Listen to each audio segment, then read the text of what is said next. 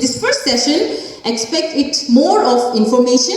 I'll give you a lot of maybe information that you know or you may not know. The second part will be we'll have some in-depth study of why behind all these things. Okay, so this first session I would like to start by reading the Bible verse from Daniel chapter 12 verse 4.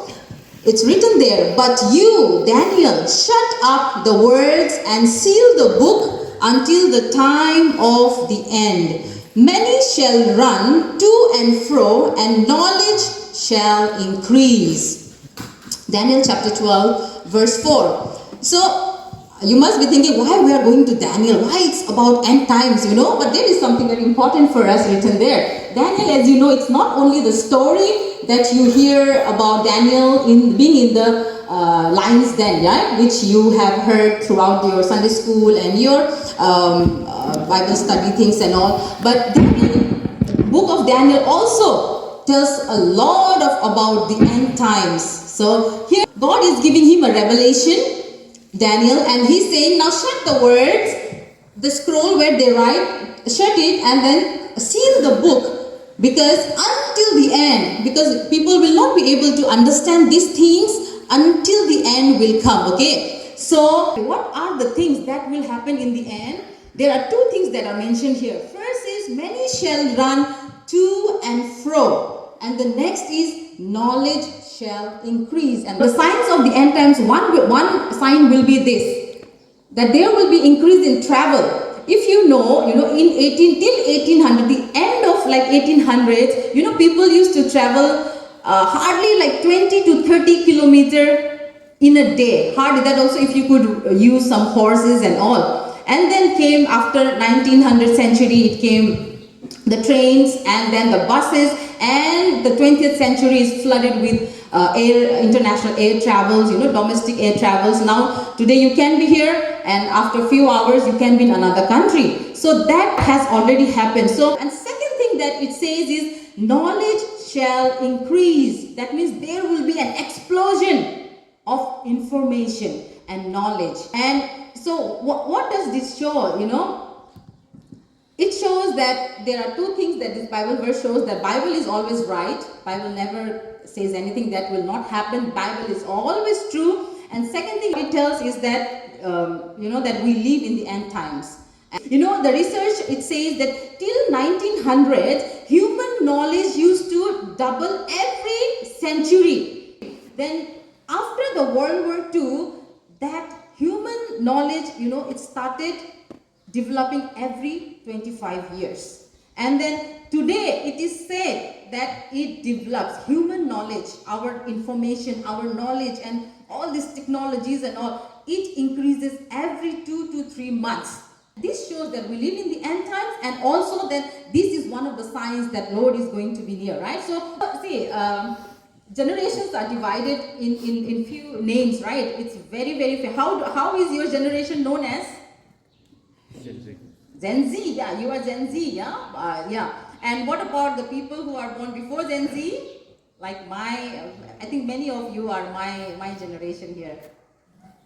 Yeah, millennials, right? So we start here like people who are born into this 30s and 40s, silent generation, they were quiet, and then the baby boomers, starting the bloomers, and then next is generation X, which is 70 to 80, and from 80 it starts till 1994 up to that, they are the millennials. So many of us here are millennials, okay? And then the next is generation Z. If you are between the age of 9 to 24 or 25, you come under Gen Z, and this will keep going on. So things have changed so much. There is a new thing coming up. Have anybody heard about ChatGPT?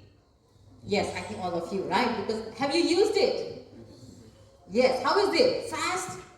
I didn't know what was it. I keep hearing about it in YouTube. So I wanted to know, but when my brother came from Delhi, he's into graphic designing, so I asked him, what is this ChatGPT? Can you please tell me? And then he said, why would I tell? Let me show you. So he opened his account and he showed me, and it was like the flow of information, Google is like nothing in front of it. You just ask one question and it gives you the summary of that question. So that technology has come. There is AI, artificial intelligence. So that age we have come into where like you don't need even human being. They say Elon Musk, few months back he said that it's dangerous actually to develop this AI, this artificial intelligence for us as a human being. So we have, I mean, can you imagine the change from that where for baby bloomers and then we have come to this age. The things that you used to watch in movies and the science fiction, now it has come to reality. But the age that I was, I grew up into, I think none of you have you ever seen black and white TV, especially the Gen Zs? Have you seen black and white TV? Never. We used to have a black and white TV that had a shutter, I think none of you have seen. We had, my dad was in army, so everybody, you can show the next slide. So everybody was having TV, so we wanted TV. I used to always run to my neighbor's house, and I would always get beating and scolding from my mom. Why you always, I want to watch Shaktiman, that. You have Iron Man, you have Spider-Man, we had Shaktiman, who used to run like this. So yeah, we grew up like that. And we had a TV which, which had a, like this, but it had a shutter so that if it gets dusty, you can just wipe it and then so the dust will not enter it. Now we'll shut it up. That, we grew up like that. And I don't know whether you know this Walkman. We used to listen to music in this Walkman, these cassettes. So, we grew up at this age with black and white TV and Walkman and cassettes, all these things. But now you have like unimaginable technological advancement. This time of digital age where you are living, and there are so many challenges. But there are also so many good things. So we want to look into some of the statistics I would like to show you today. 65, so somewhere between 65 to 70% of the global population uses internet, okay? So more than half of the global population already has an access to internet. And out of which 60% are active social media users, 4.8 billion, which includes all of us. 60% of the youngsters spend about 3 hours daily. Not only in like social media and all, but social media and then movies, or you watch K-drama or series, or you are into Instagram or gaming zones. And 92.2 million Facebook users are there in India, and 69 million Instagram users we have in India alone. Do you see anything in this? Do you see any alarm? Anything that rings the bell in your head that this is alarming, is it? So these are the statistics. Keep in your mind that how further we have come, how much we are giving our time and energy in these things. I'm not saying that everybody who uses phone, everybody who uses a gadget has a problem or is addicted to it. Okay, you might be doing some business, you might be doing some work, that is fine, but are we being responsible? So next we will go to the risk and danger. This I want all of you to please focus. If any of you are sleeping, you can get up, say hi, or just turn around and then sit again, because this is important. Because as much as digital media has its many advantages, it has risk and I should say danger. Okay, I want to focus on that word danger. So number one, here it is, exposure to risky, or I should say dangerous content like pornography and violence, fake news, viral videos, okay? So I don't know whether you have ever come across these things while you are watching, just like maybe you are just going through a normal video, you are swiping through and suddenly something came up. Oh, this is like, I did not subscribe for it, I did not want to see it, but it is there. Now you have a question in your mind, what shall I do? Shall I click, scroll, leave that, and then without looking at it, can you scroll through that content that has come in front of your eyes? Like being youth of the church like you, and you are with a child and you leave your phone, you don't know what is coming, and they are exposed. They don't want to, but they are exposed to those things. And are you ready to deal with that?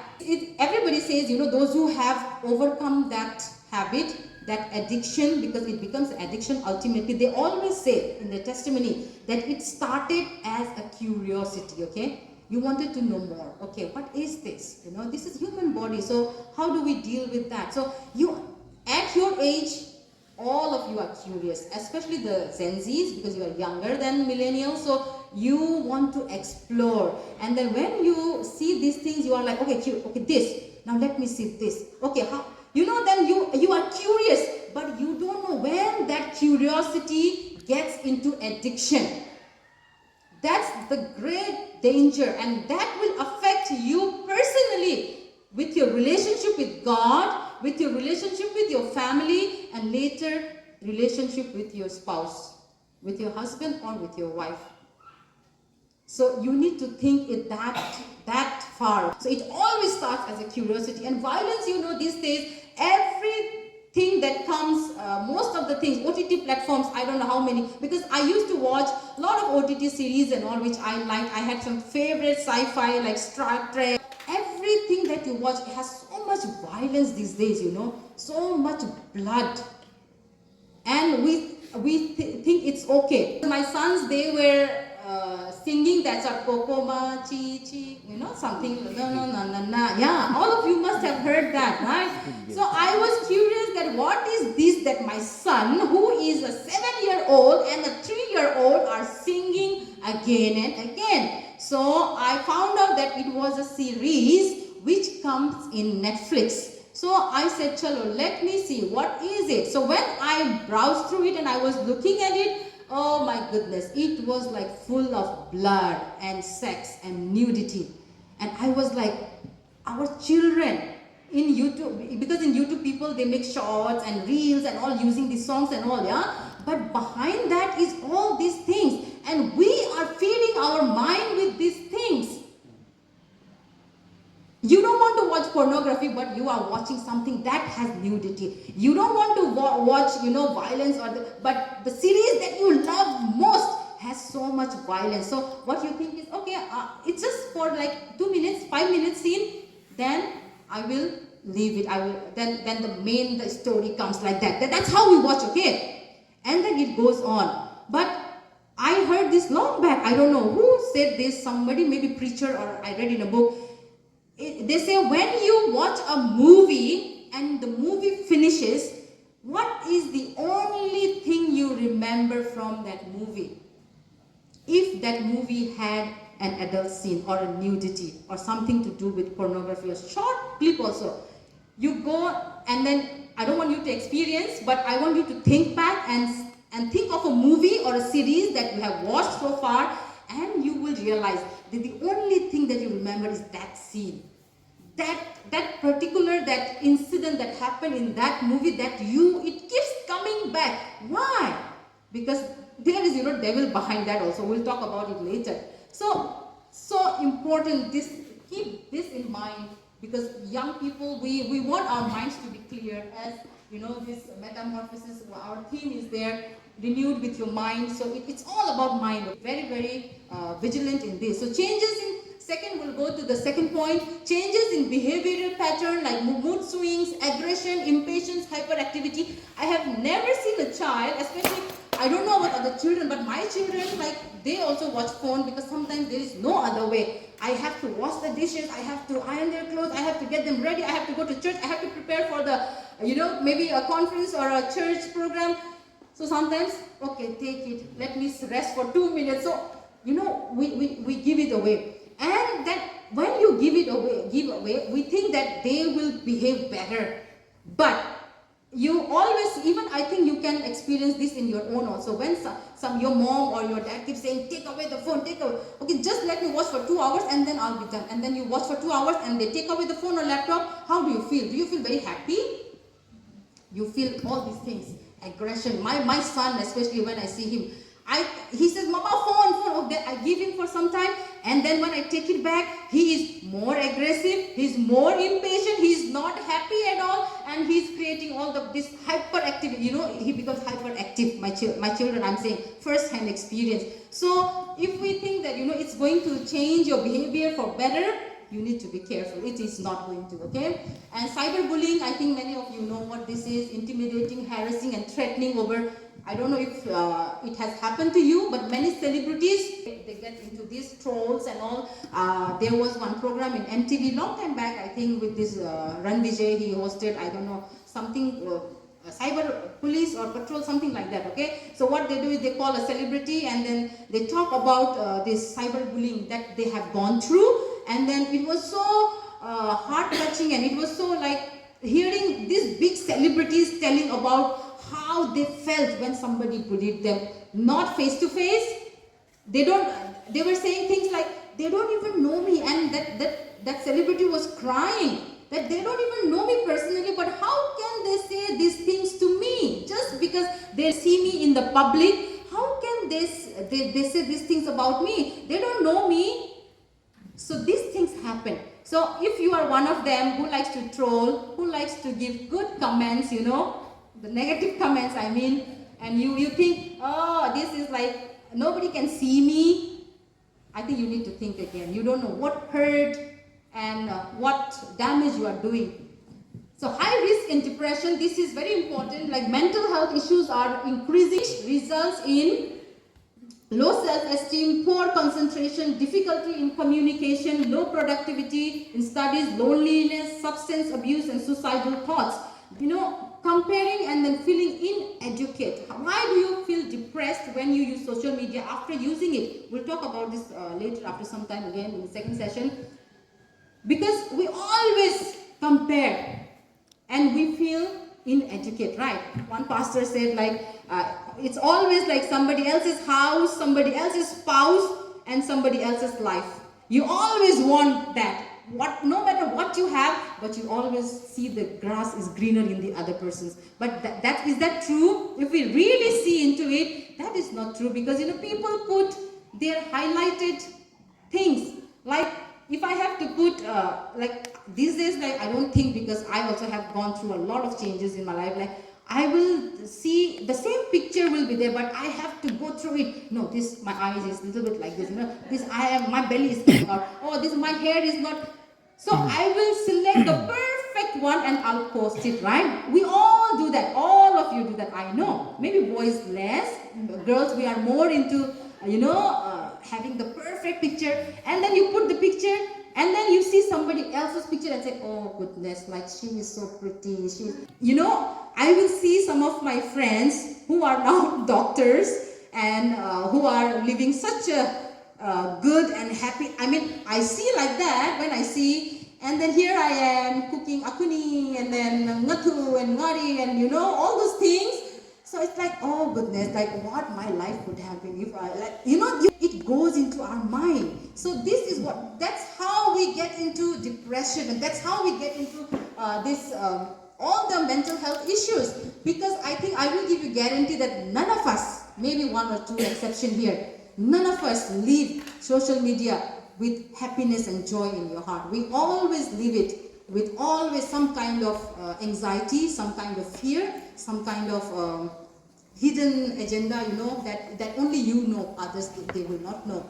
Research shows that people who use more social media, they are more suicidal and they are more prone to substance abuse, like drinking and drugs and all, because they see other people and they feel depressed that what their life is, my life cannot be. Where they are, I am not. So you do that, and then you know, you go to these things for leave and relax, and then you get into these things. And it's an irony that we are the most connected people, but we are the most lonely people. Yeah. I mean, the millennials and the Gen Zs have the most followers. They can connect with the person who is sitting at the end of the other side of the world, but still the person is lonely because they do not have the real connections. They are connected but not connected. Irony, okay? Exposure to false doctrines and cultures like woke culture. Have you heard about woke culture? Woke, cancel culture, LGBTQ through social media and OTT platforms. Very important. I would like to spend some time here. Woke culture, these days, even the churches are woke, okay? There are so many churches in the West. I don't know about here in Nagaland. I haven't done the research. Woke churches. Woke means like you are awake from the slumber. Nah? So you need to shout and you need to say what you want to say, and you want people to believe and affirm that what you said is the right thing. So that is woke. that they want to scream at the top of their voice that yes, this is me, this is what I'm saying, and this is right, and you have to listen to me. That is, this culture, work culture. And the cancel culture, anybody heard about cancel culture? You say something, people say something, like I say something, you don't like me, you cancel me. You unfollow me and you talk bad about me, you harass me, so you are, you cancel that person. You even at your friend circle, if you see, if somebody says something you don't like, you cancel them, like so, because you don't want to follow them anymore and you don't want to show your support to them anymore. So cancel culture, okay? This LGBTQ, such a big issue. What are they trying to do? What the devil actually is trying to do behind this is they are trying to brainwash ourselves. And these false doctrines and the churches which now there are churches who accept these things. Gay marriages, lesbian marriages, and there are some churches whose pastor themselves are gay, who is married to another man, and they leave the church. But yeah, see, I mean, we are laughing at it because, like, we know this is not what the word of God says. Bible says God made male and female, full stop. He did not make another 100 gender. And what is this thing about gender change? My second son, his name is Noel, he often says, Mama, I'm a Spider-Man, I'm a Hulk. So when he says Spider-Man, shall I take him on the top of the terrace and then say, okay, now you are Spider-Man, go jump. Yeah? Many of the girls, small girls, they think they are princess, and some think they are mermaids. Shall we put them in the ocean and say, go, now you can swim, you will be a mermaid, you are a mermaid? Then how can, if a child comes and says, I feel like a girl, okay, let's take you to the hospital and change and make you a girl. Or if a boy comes and a girl comes and says, I feel like a boy, then you take them to the hospital and change your gender. Isn't it crazy? Like, we who know the Bible, we know this is all satanic and demonic and, destructive. But people are doing that. In India, they do that. America, it has gone crazy. In California, they say, you can bring your child, and if once the child is out of the house, the parents have no rights. You can come, you can change your gender, you can have abortion free of cost. That much woke we have become. This gender issue is all over the place.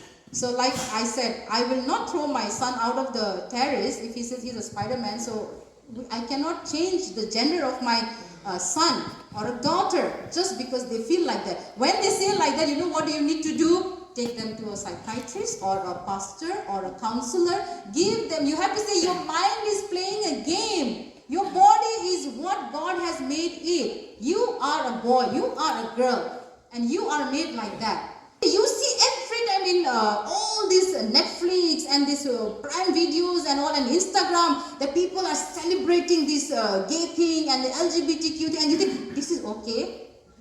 Maybe I also, today I feel a little bit like boy, I am more courageous, I am more confident, I want to go and bash up someone, so I feel like, I feel like a boy.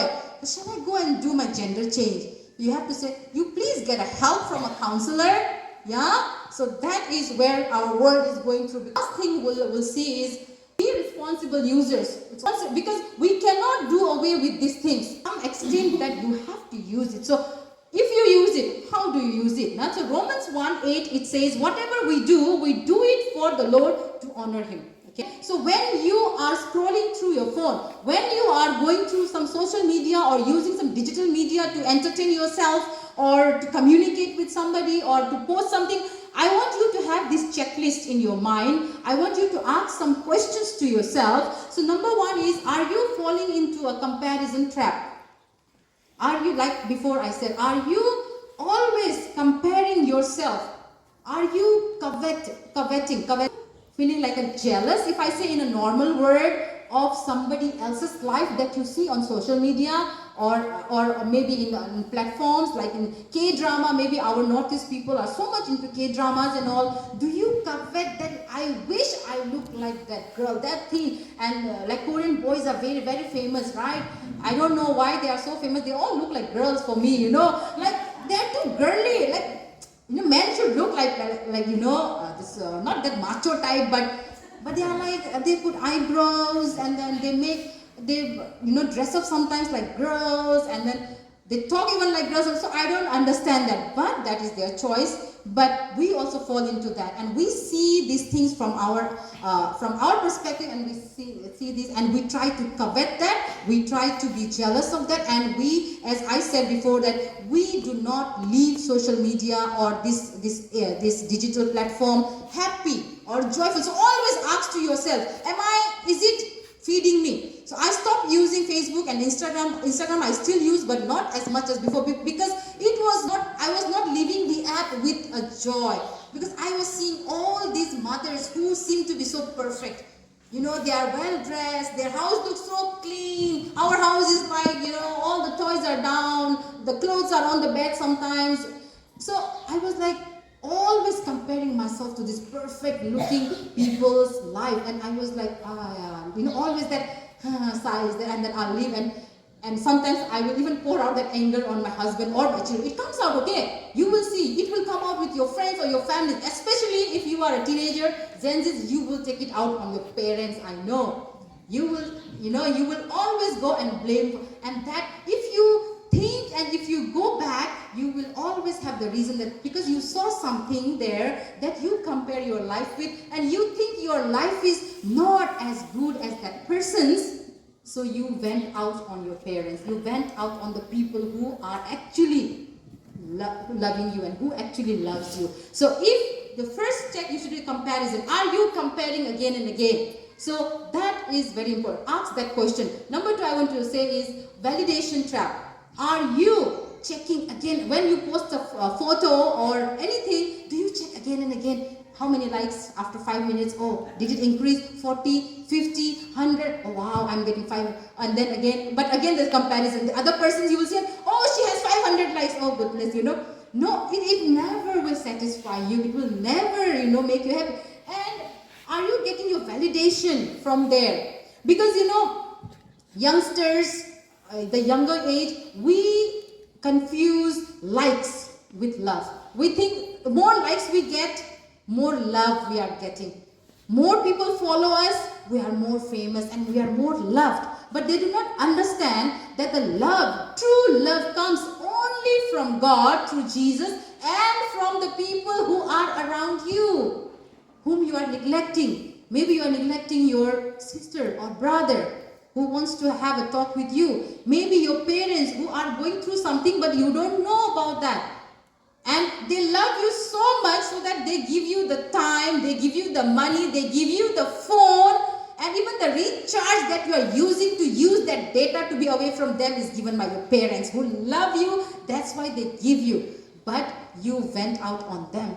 You think that the likes and the follows that you are getting is more important than the love. And you think those likes is love. But no, likes is not love.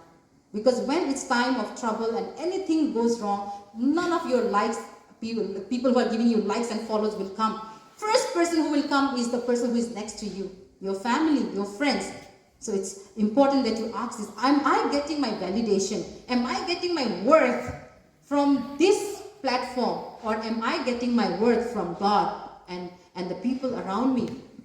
One of the things that Gen Z and millennials, even my generation also, what we say is, I don't need you, especially older people. And many of the problems that come into our life is because of that. I always give this example. You see the mountains, right? And when you see hills and mountains stand in one place and you see the other part of the hill, there you will see a small pathway going up. Can you see? In some of the mountains you can see, right? So what does that show? It shows that somebody has walked through that path and somebody made. Maybe the first person who went to that hill, went to that mountain, did not have anything to find the direction. So he cut the jungle and then the bushes and shrubs, and then he made a path and he made a way. And then the second person went, did the same thing. The third person and the fourth person. And after so many people went through that same hill, there became a road, right? There's a map. Now, when I go or you go, from far also I can see where is the road and where it is leading us. Yes, so see, that road and that map is created by elderly people in our lives, in our families, your grandmothers, your grandfathers, your parents. They have made the way. So that I call it trailblazers. They are the trailblazers. They go first, they show the way, and then so will it be easy for you to go with the jungle around that hill, or it will be easier for you when it is cleaned off? Definitely the second one, right? So why, like we say, I also must have said to my parents sometimes, I don't need you. I don't need your advice. I know much. Most of us, we have this in our mouth. I don't need. Sometimes even my older son also says, I know, oh mama, I know, don't tell me again and again. Like that kind of attitude we have. And this generation, especially, we are called because of that we don't want older people to talk to us. We don't want older people's direction because we think we are good enough on ourselves. But remember, they are like the trailblazers. So instead of pushing them aside, you should actually keep them on your shoulder so that they can say, oh, there is a big stone rock coming ahead of you because I have been to that path. And don't go there. Take a turn, And who will do that? Elderly people in your life. Older people. So have older people speak to your life and do not shun them. I'll shortly go through the practical tips, okay? These are like motivational type speaking, but practically what can you do to minimize and be more responsible users? So first, set limit on your screen times. Like my phone, everybody's phone had this data limit. And these days, every phone has something called like alerts, right? Oh, you have used the screen time alerts. You have used it for 1 hour. It's time to, So you have the phone. In every phone there is. So make use of it. You can put the alerts and you can have this, one of the ways to, because once the data is finished, you cannot use it for a day, right? So make your mind that, okay, I'll maybe use it for this time and then I will leave it. So that but depends on your willpower, and then you need to pray. Next, ask yourself, is it God honoring? Does your social media depict Christ? So you need to ask this every time you go there, that is it God honoring? Because we'll see later that how it affects us. So is whatever I'm putting on social media, whatever I'm watching, whatever I am giving my time to, is it God honoring? And is it showing Christ? Because there are so many unbelievers, non-believing friends who will be using the same platform. Is your profile or is your content different from theirs? Does it show that you belong to Christ, that you are a believer? Does it depict that? Have a mentor for accountability. This I really found it. Actually, yesterday I was going through some articles and then I was reading through one Morung Express, and there this was, and I really liked it, so I just added it. Have a mentor of accountability. I think none of us will do that, but still, it's a very good option. Like, who will monitor your post and activity? Have a mentor whom you trust, maybe a pastor or a youth leader, or it can be somebody from your family, elderly from you, who can be a mentor, whom you can be accountable. Okay, Dada, itu moi laga password ase de. If anytime you want to check, I want to challenge all of you, if you can do that. This is my password, this is my username. Anytime you want, you can check and go and check my messages, what I'm looking at. Give the password of Netflix and whatever OTT platforms you are watching, and say, if I go through that, or you may be tempted, so that time please remind me. That will be your mentor and that will be your accountable person. So somebody whom you can trust, not somebody who will make fun of you and say, this guy, he was going through these sites and all, this girl was looking at this. No, but somebody whom you can trust and pray with and say, please pray for me and keep me accountable. If you can.